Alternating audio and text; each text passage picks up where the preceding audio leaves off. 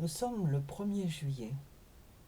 C'est l'été, l'été enchanté, l'été torride. Et mon voisin, monsieur Dupont, est avachi devant sa télévision. À l'aise sur son canapé, il se plaint de la chaleur. Et la télévision lui répond: mais cher monsieur, rien que de plus normal. Rappelez-vous, nous souffrons du réchauffement climatique. C'est normal. On va finir par tous griller. Non, la télévision n'a pas dit ça. Mais tout ce que je vous dis, c'est que c'est le moment de vous réveiller. Réveillez-vous.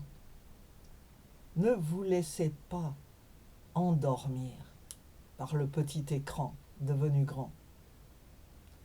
Cet écran qui vous dit des mensonges, qui vous susurre des mensonges à longueur de journée et qui vous fait croire que tout ce que vous voyez, tout ce que vous ressentez est une nouveauté.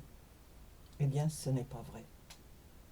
Je me souviens de mes jours de préadolescence et de petite adolescence dans le sud de la France, dans la Drôme pour être plus précis. Ma mère fermait les volets vers 7 heures du matin et on ne les ouvrait qu'à la nuit tombée.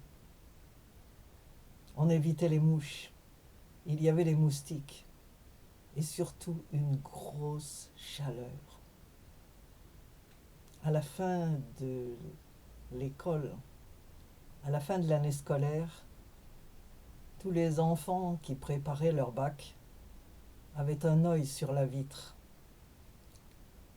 pour admirer le soleil de l'autre côté, au lieu d'écouter le professeur.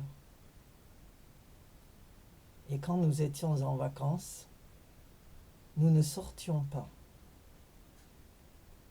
pendant les grosses chaleurs. On commençait à revivre vers 4h30 de l'après-midi. Et je voudrais vous lire aujourd'hui un extrait d'un livre de Simenon, Maigret et la Grande Perche, publié en 1968.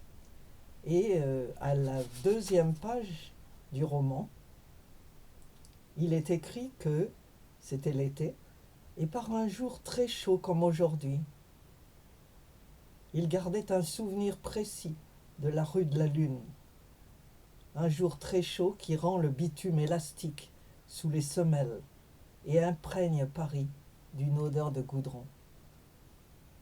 Je me souviens aussi que quand nous marchions dans les rues, les semelles de nos sandales faisaient un bruit de succion. Parce que le bitume fondait, le macadam fondait sous la chaleur. Personne ne parlait de réchauffement climatique. Aujourd'hui, rien n'a changé, sauf nous.